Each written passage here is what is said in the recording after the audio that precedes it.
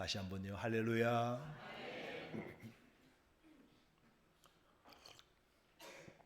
지난주에 우리 영상 음향 딱 좀 바꾸었습니다. 좋습니까? 좋아도 너무 감사하고 너무 좋아요. 우리 교회가 이제 카페를 하다 보니까 정말 이 지역에 VIP도 많이 와요. 어제도 이 안양 지역에 아주 유명 인사 한 분이 지나오면서 목사님 커피 같이 마시고 싶습니다 해서 그렇게 만나는데요. 한 번에 몇 년 전에 카페 하는 사장님을 만났어요. 근데 그 사장님이 이렇게 말합니다. 목사님, 제가 카페를 하지 않습니까? 제가 카페를 하면서 커피도 팔고 빵도 팔고 그런데 말이죠, 저는 참 제게 신기한 재주가 있어요. 뭔데요? 라고 물었더니요, 저요, 우리 카페에 손님들이 딱 들어올 때 딱 보면 0.5초 만에 싹 보면 안녕하세요 이러면서 이 사람은 아메리카노 시킬 거라고, 이 사람은 커피 싫어하고 그리고 다른 거 시킬 거라고, 아니 이 사람은 빵까지도 가득 시킬 사람이라고 보인답니다. 믿어지세요? 뭐 믿든지 말든지. 그런데 말이죠, 거의 70%가 맞답니다. 그런데 자기도 그렇게 안 하려고 그러는데 보면 어서 오세요 하는 순간 자기도 모르게 사람을 딱 0.5초 만에 평가가 딱 되어진답니다. 자, 여러분이 어떤 일을 하세요? 영업을 하시든 가게를 하시든 또 사람을 마주하는 학생을 대하든 할 때 어떻습니까? 딱 보면 압니까? 구경 온 사람, 왔다가 지나갈 사람, 이 물건을 사줄 사람, 그런 게 여러분 보이는 것이죠. 여러분, 우리가 모두 이런 경험이 아마 다 있을 겁니다. 우리 모든 사람을 볼 때에 각자 우리에게는 어떤 필터가 있죠. 사람이 말하는 말투, 외모, 입은 옷, 거기다가 어디에 사는지, 어느 지역에 사는지, 어느 동네 사는지, 부촌인지, 그리고 이런 전원에 사는지, 학벌까지 들으면 우리는 이 필터를 갖고 그 사람을 0.5초 만에 이런 정보로 그 사람을 어떻게 해요? 판단해 버립니다. 분류하고 평가죠. 딱 보니까 이 사람 나하고 안 어울릴 사람이야. 이 언니 센 언니인데 이 언니 너무 세. 나하고 어울리면 이게 내가 터져, 안 돼, 불편해. 저 사람에게 다가가면 난 어색해. 저 사람 나 이해 못할 걸. 아무리 봐도 몇 번 만나고 이렇게 지나봐도 공통점이 별로 없어. 딱 여기까지야. 선 이 정도야. 이 정도 하고 사는 게 좋겠어. 안녕하세요 인사 정도로 끝내든지 딱 붙어 살든지 찰떡궁합처럼 끼리끼리 모여 그렇게 살든지 결정하죠. 이것이 우리의 민낯입니다. 우리는 누구나 편견이라는 색 안경을 다 끼고 있죠. 그렇게 살다 보니까 이게 편견이라는 안경인데 우리의 이 안경이 익숙해지니까 어때요? 우리가 처음 안경 꼈을 때 어색하죠. 노안이 오고 안경생에 처음으로 안경을 끼면 어색해서 자주 못 써요. 저도 안경을 껴야 되는데 이게 어색해서 잘 못 써요. 불편하죠. 그런데 안경을 계속 끼다 보면 안경을 안 낀 것처럼 그렇게 착각합니다. 여러분은 편견이라는 어떤 안경을 끼고 사람들과 세상을 보게 됩니까? 우리 주변에는 늘 나와 다른 사람들이 다 있습니다. 생각해 보십시오. 세대가 다르고 취향이 다르고 배경도 다른 사람을 만납니다. 그래서 그들을 때로는 포용하고 포용하지 못하는 사람, 그래서 우리는 보이지 않는 벽을 쌓고 그렇게 살아갈는지도 모릅니다. 우리는 늘 나도 무의식 중에 사람을 어떻게 해요? 분류합니다. 우리와 그들로 분류합니다. 우리 교회 사람과 다른 교회 사람을 분류합니다. 이 동네 사람과 저 동네 사람을 분류합니다. 나랑 비슷한 사람, 나와 다른 사람, 우리와 친한 사람, 우리와 우리 사이에 끼어들 수 없는 사람 분류합니다. 더 나아가서 여러분, 좋지 않는 교회가 어떤 교회일까요? 저는 그렇게 생각합니다. 우리 누구든지 환영합니다, 누구든지 사랑합니다 라고 말하지만 막상 그런 교회에, 좋지 않는 교회에 가면 무엇이 있습니까? 보이지 않는 선이 하나 있어요. 넘을 수 없는 턱 하나가 있는 것 같아요. 자기들끼리 오래 다닌 사람과 새로운 사람, 그죠? 직분으로 사람을 또 나누고, 나한테 잘할 것 같은 사람, 아닌 사람 딱 나누고, 처음 온 사람이 감히 들어서기 어려운 분위기를 쫙 깔고 끼리끼리 통하는 농담과 문화를 만들고, 그러면 어떻게요? 여기 온 사람이 어떤 생각 같습니까? 아, 이거 이 교회 계속 있을 수 없겠는데, 그런 생각 갖게 되죠. 그래서 여러분, 좋지 않는 교회는 어떻습니까? 여러분, 보이지 않는 굵은 선이 있습니다. 이 화면에도 선이 있네요. 저런 선이 있으니까 보기 좋아요, 안 좋아요? 정말 보기 안 좋은 교회는요, 이런 굵은 선이 있는 겁니다. 그 선이 두꺼울수록 그 교회는요, 자기들끼리밖에 몰라요. 자기의 전도회밖에 몰라요. 나하고 치는 사람 아무리 10년을 다녀도 나하고 치는 30명 외에는 다 남이야. 적당하게 놀러 갈 때도 아주 친한 몇 사람끼리만 밥 먹고 교제 나누고 삶을 삽니다. 그 선을 허물다는 게 참 힘든 것이죠.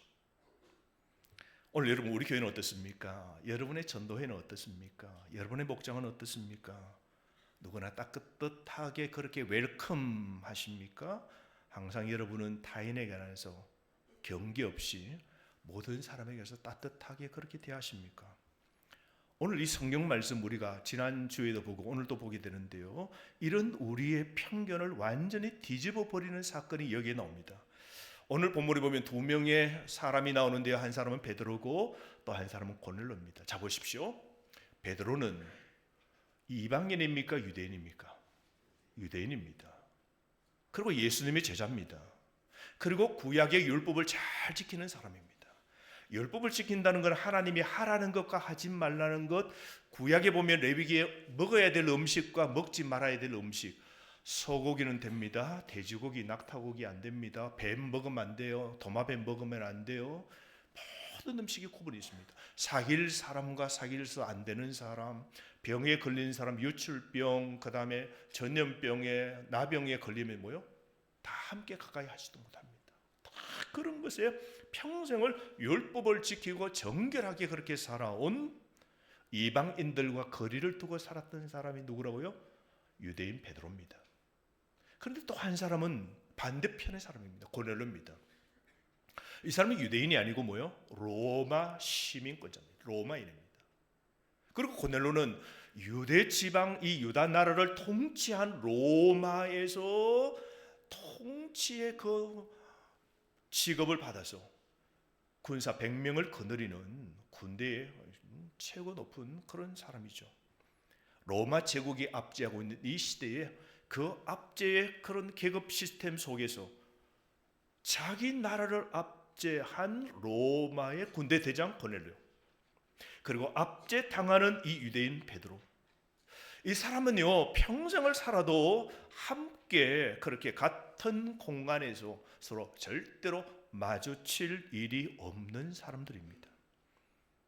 여러분, 2000년 전에는요, 유대인들이 이방인들하고요 상종하지 않았습니다. 어느 정도 하냐면요, 이방인들에게 유대인은 절대로 손 내밀지 않습니다. 악수 안 합니다.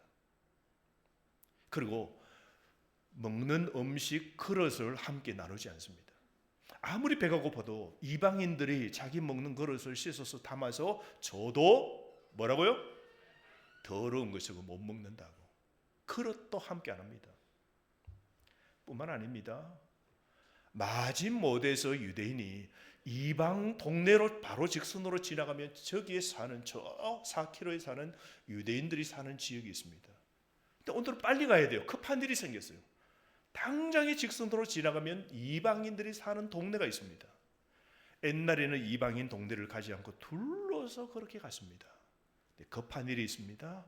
그래서 이방인이 사는 동네로, 도시로 지나가게 됩니다. 그러면요, 그 동네를 다 지나 밖으로 나올 때는 신었던 신발을 벗어서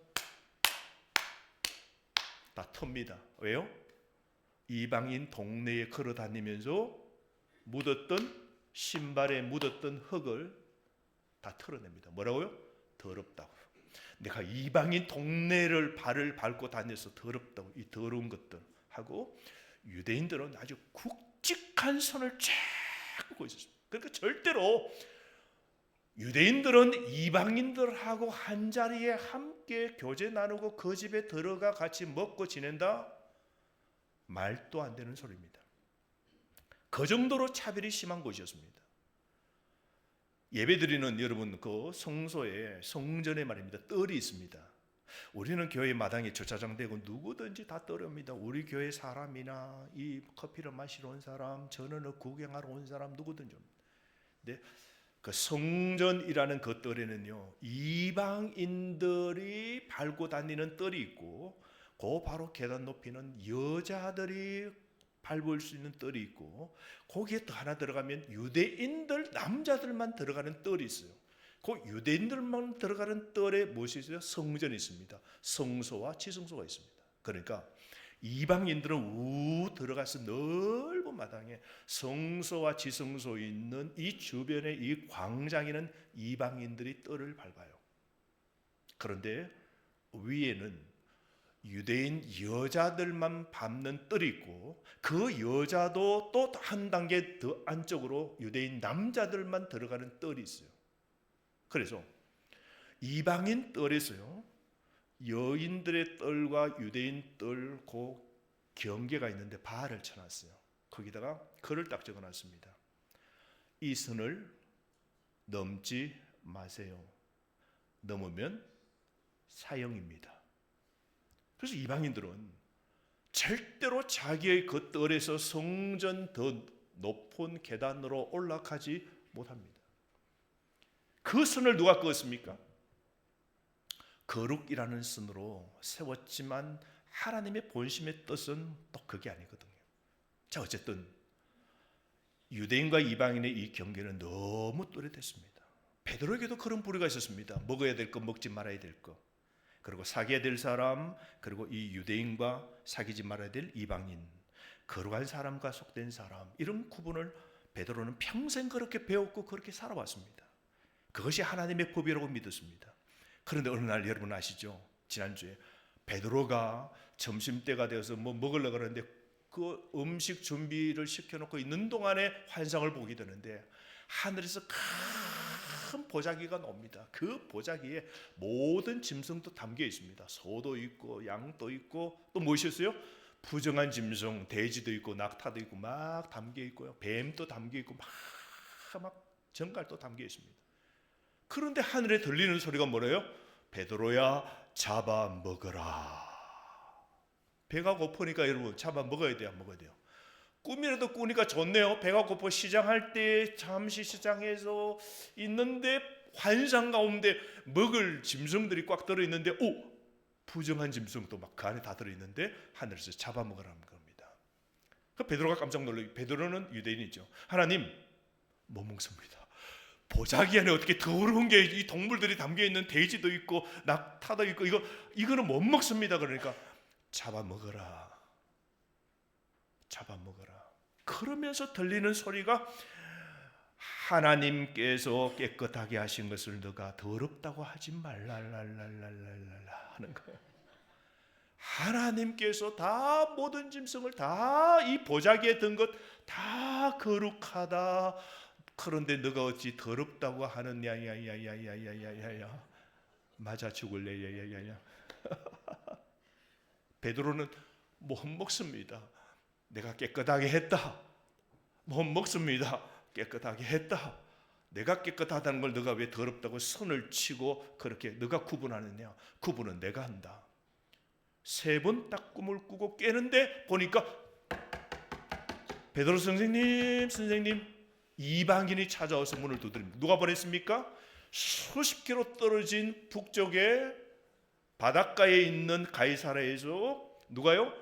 군대 장관 이방인 고넬료가 그 하인들을 보내서 환상 가운데 하나님께서 누구를 데려오라고 그래요? 유대인 베드로라는 사람을 너희 집에 데려오라고 그 꿈을 듣고 사람을 보냈거든. 그 사람이 지금 와서 그 시간에 환상을 3번 깨고 이게 뭔가, 이게 무슨 뜻인가, 하나님의 뜻인가 싶은데 이방인이 자기 문을 두드리는 거예요. 누군가 알아봤더니 자처지종 이방인 그 군대 장관이 이렇게 사람을 보내서 초청을 하는 겁니다. 복음을 듣고 싶다. 그때 베드로가 무슨 생각이 듭니까? 아하, 꿈이 해석되는 거예요. 아하, 소나 양처럼 거룩한 유대인이나 그 옆에 있는 돼지나 낙타나 정갈이나 뱀처럼 부정한 짐승 이방인으로 자신은 구분했는데 하나님은 어떻게 해요? 모든 게 다 하나다. 유대인과 이방인의 경계를 허무시고 하나님은 통일하게 보신다는 걸 베드로가 깨닫습니다. 뭔가 하나님이 역사하시려고 그러시구나 하는 것을 깨닫고 그런 걸 평생 한 번도 가본 적 없는 이방인의 집으로 들어갑니다. 고넬료 집에 결국은 들어가게 되고 그곳에서 베드로는 이렇게 고백합니다. 그게 34절입니다. 35절이고요. 한번 베드로가 입을 열어 이렇게 말합니다. 함께 읽으실까요? 내가 참으로 하나님은 사람의 외모를 보지 아니하시고 각 나라 중 하나님을 경외하며 의를 행하는 사람 다 받으시는 줄 깨달았도다. 따라합시다. 하나님은 사람의 외모를 보지 않으신다. 이게 무슨 뜻입니까? 하나님은 유대인, 이방인 구별하지 않는다는 겁니다. 하나님은 모든 사람을 다 사랑하신다고. 이걸 베드로가 깨닫고 고백합니다. 내가 오늘 당신의 이 이방인 집에 왔는데요, 이건 하나님이 놀라운 꿈을 하나님 하시는 말씀이 이제는 유대인과 이방인 구별하지 않습니다. 나는 당신 또 사랑합니다. 내가 그 어떤 경계를 뛰어넘어 벽을 허물고 나는 이방인 당신을 사랑합니다. 이게요 하나님의 뜻입니다 라고 깨달았다는 거예요. 사랑하는 성도 여러분, 우리는 살아오면서 부정적인 프레임을 우리가 씌우죠. 외모나 말투나 배경을 보고 우리는 다른 사람들을 어떻게 합니까? 재단합니다. 선 자릅니다. 나도 모르게 우리 스타일, 내만의 스타일 아니면 어떻게 합니까? 선을 긋습니다. 그 모습 보고 타인을 평가합니다. 하지만 여러분, 하나님은 오늘 또 이 말씀처럼 통일하게 다정한 음성으로 오늘 이 아침 말씀하십니다. 뭐라고요? 내가 깨끗하게 한 것을 너가 더럽다고 하지 말라. 내가 그를 사랑하는데 너는 선 긋지 말라. 그 사람하고 영원히 안 볼 것처럼 여기지 말라. 내 뜻 아니다. 오늘 내가 저 사람은 절대 안 된다라고 미리 결론 내리고 사는 사람 없습니까?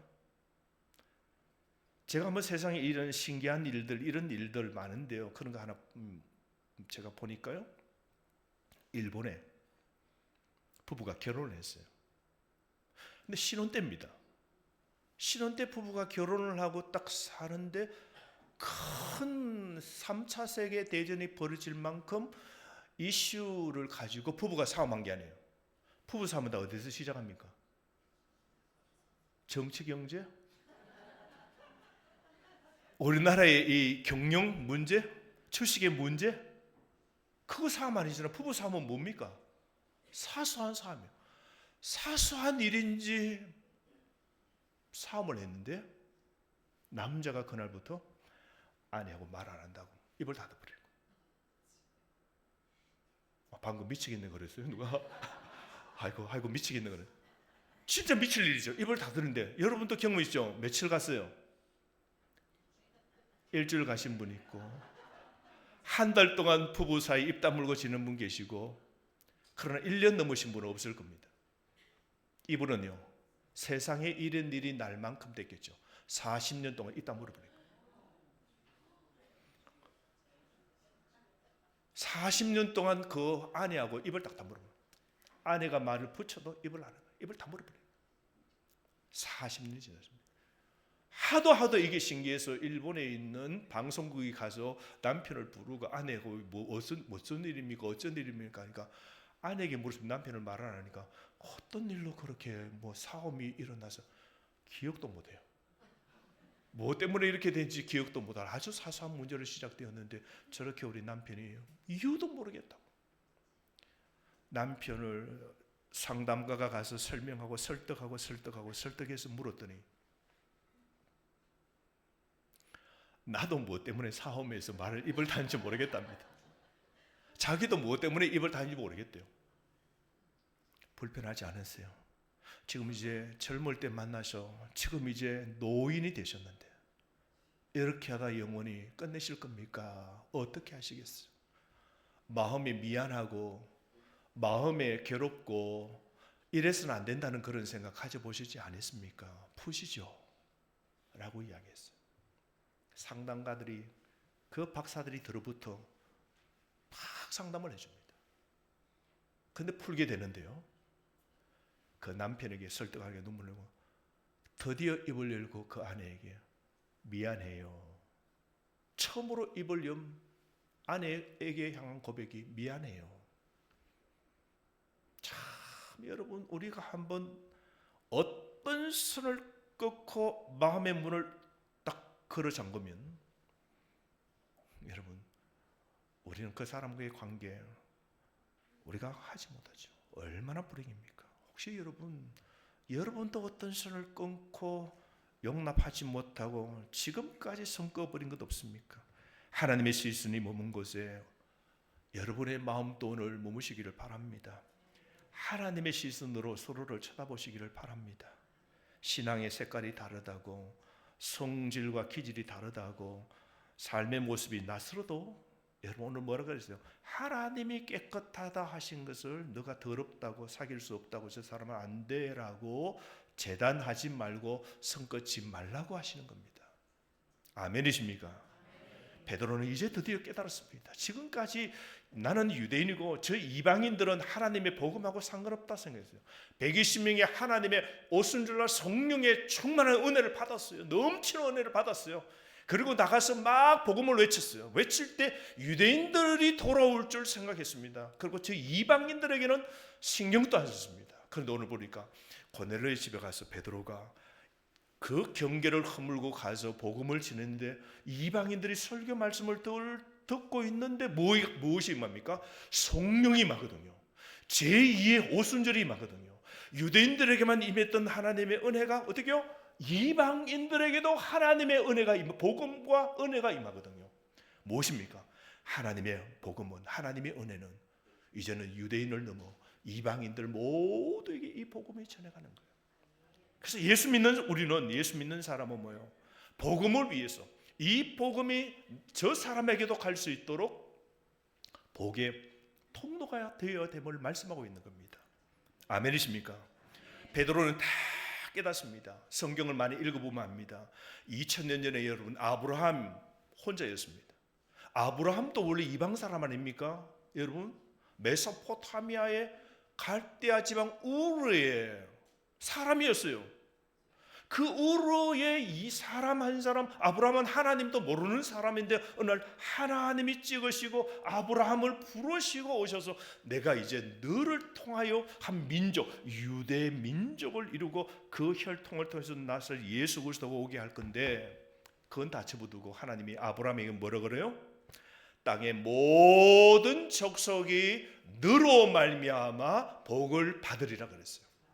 아브라함 하나님 이방인 아브라함을 부르시고 이제 내가 너로 나타나는 모든 이 세상의 족속들, 나라, 열방들이 사람들이 너를 통하여 복을 받을 것이다. 저는 여러분들이 여러분을 통하여 모든 사람이 복 받도록 하는 분 되시기를 바랍니다. 여러분의 가정에 여러분을 손해보고 여러분 때문에 모든 사람, 남편과 아내도 복받게 하는 아내가 되시길 바랍니다. 그런데 아내가 속 좁아서 손 딱 긋고 남편 조금만 건드리면 생 하고 손 긋고 자녀들이 조금만 섭섭하게 하면 생 하고 손 긋고 머리띠 메고 막 털어놓고 막 그렇게 하면 그 사람을 통하여 모든 가정의 사람이 복 못 받잖아요. 내가 믿는 하나님 때문에 내가 참아주고 내가 오늘 또 선 넘어 선 내밀고 내가 먼저 사랑한다 그러고 내가 먼저 용서한다 그러고 그래서 이 말씀 너를 통하여 모든 사람이 복 받을 것이요 라는 사람 되시기를 바랍니다. 하나님이 오늘 직접 가르쳐 주시지 않습니까? 나는 사람을 외모로 유대인이네 이방인이네 라고 구별하지 않고, 인종도 보지 않고, 신분도 보지 않고, 과거조차도 보지 않는다 말씀하지 않습니까? 하나님은 그저 그 사람의 마음을 보신다. 그 사람의 경건과 하나님을 사모하는 그 마음을 보신다는 것이죠. 그리고 난 다음 그 가정에 가서 베드로가 고넬료가 모았던 그 가족에게 복음을 전합니다. 예수님이 이 땅에 오셔서 하신 일과, 그리고 예수님 우리를 위하여 십자가에 죽으심과 예수님이 부활을 하신 모든 복음을 다 전합니다. 설교를 전하니까 어떻게 해요? 그 가족의 식구들이 전부 다가 하나님의 그 복음, 예수님이 누구이신 줄, 메시아인 줄 깨닫게 됩니다. 감동하죠. 넘치죠. 은혜 받으니까 놀라운 것은 말씀 듣는 중에 성령이 그들 머리 위에 확 임하는 거예요. 여러분, 저도 그런 역사가 있으면 좋겠습니다. 이 예배 시간에 주중에 느끼지 못한 가슴 뭉클한 은혜가 오늘 또 넘치길 바랍니다. 성령님이 여러분 각자에게 오늘 또 주시는 말씀을 통하여 가슴이 뜨거워지고, 내가 죄인이네, 내가 잘못했네, 내가 고쳐야 되겠다고, 내가 복의 통로가 되어야 되겠다고, 내가 너무 닫고 살아가지고 이 하나님의 은혜를 남편에게, 자녀에게, 아내에게, 주변 사람에게 내가 전하지 못했는데 라고 깨달으면서 나에게 눈물도 주시고 울컥한 감동도 주시고 다시 회복해 주시는 이런 성령의 은혜가 오늘 또 여기 있으면 좋겠습니다. 그러니까 하나님의 은혜가 막 임하는 거예요. 하나님의 은혜가 막, 그 고넬료의 가족의 식구들이 전부 다가 성령 충만까지 경험하는 거 보고, 성령이 임하는 거 보고 베드로가 깨닫습니다. 와, 하나님이 내가 저 사람들은 도저히 안 된다는 이방인들, 이 고넬료와 이 가정에, 심지어 로마의 군인 고넬료도 하나님께서 복을 주시고 구원도 이 가문의 가정 위에 주신다는 걸 베드로가 깨닫고, 이렇게 하나님의 은혜가 임하니까 세례 주는 것 당연하다고 그 가족의 식구들에게 세례까지 베푸는 거 보십시오. 사랑하는 성도 여러분, 예수님의 이 복음을 전했던 것처럼 우리도 하나님의 복음을 주변 사람들에게 힘있게 전하는 여러분 되시기를 바랍니다. 그런 은혜로 삶을 살아야 됩니다. 복음에는 여러분 문턱이 없는 겁니다. 복음은 모든 사람을 위한 겁니다. 유대인들이 끊은 선 밖에도 하나님의 은혜가 있는 겁니다. 그러므로 여러분, 복음에서 제외될 사람은 아무도 없습니다. 그러므로 여러분 마음속에 쌓아온 편견의 담장을 허무시기를 바랍니다. 입술로는 주여 주여 하면서도 마음속에는 여전히 나만의 유대인 담장을 세워두고 있지는 않습니까? 내가 그어놓은 그 경계 하나가 누군가는 복음으로 가는 길을 막는 성벽이 될 수 있는 겁니다. 우리는 너무 쉽게 사람들을 골라 선택합니다. 저 사람은 아닐 거야 라고 미리 판결해 버립니다. 그것은 믿음이 아니라 오만입니다. 어쩌면 우리는 좁은 편견, 그것이 하나님의 큰 계획을 가로막는지도 모릅니다. 이제 멈춰야 됩니다. 내 안에 선입견을 성령의 불길로 태워버리시기를 바랍니다. 그 두터운 담장이 무너질 때 길이 보이는 겁니다. 나와 저 사람을 가르던 경계가 무너질 때 복음의 역사가 일어나는 겁니다. 하나님은 이 베드로 한 사람 그 편견을 바꾸시고 그 변화로 고넬료와 그 가정 온 집안을 살려내셨지 않습니까? 그러므로 여러분, 우리 교회 성도 여러분이, 우리 교회는 나만 편한 곳이 아니라 누구라도 쉴 수 있는 그런 곳 되기를 바랍니다. 저 사람은 안 됩니다 라가 아니라 어서 오십시오 라고 말하는 공동체, 그 교회를 하나님은 지금도 찾고 계시는 겁니다. 어느 교회에 장로님 한 분이 계셨는데 참 경건합니다. 신앙생활에 아주 자부심이 굉장히 그렇게 있는 그런 장로님이셨는데, 그런데 이 장로님은 특별히 이혼한 성도들을 하면 마음에 선을 딱 긋습니다. 아니 믿는 사람이 어떻게 이혼하냐고, 죽어도 끝까지 살아야지, 이런 생각 갖고 편견이 지독하게 심했습니다. 그래서 사람에게는, 그런 사람에게는 좀 따뜻한 이렇게 다가가서 해주는 이게 마음에 안 된답니다. 자기가 어떻게 이혼을 해? 그런 생각으로 그렇게 지냈습니다. 이게 어쩌면 옳은 말일지 모르겠지만 아픈 상처를 당한 사람에게는 그 상처 위에 칼날을 대는 것하고 똑같죠. 그런데 그 집에 딸이 있었어요. 장로님 딸이 시집을 갔습니다. 시집을 가서 한 3년 살았나? 그런데 결국은 집으로 다시 돌아왔어요. 이혼을 했습니다. 이혼은 딸의 문제가 아니라 그 사이가 막 딸을 폭력, 학대하는 겁니다. 학대하고 외도하고, 그래서 어쩔 수 없이 이혼을 하고 집에 딸이 그 예쁜 금지 오겹 딸이 이혼하고 집으로 돌아온 겁니다. 어떻게 합니까? 집에 와서 있는데 또 교회도 부끄러워 못 오고 그렇게 있고 막 너무 힘들어합니다. 그때 이 장로님이 그랬답니다. 자기 마음이 탁 무너지고, 내 딸도 자기 뜻 아니라 이런 사정으로 그렇게 되어 있는 상황을 보면서 마음속에 깨달았답니다. 내가 전에는 바른 소리 한다고, 성경적으로 뜨면 내 이 생각이 맞다고 그렇게 그런 사람에게 재단하고 편견을 갖고 선을 그었는데요, 자기가 이런 일들을 당하고 보니까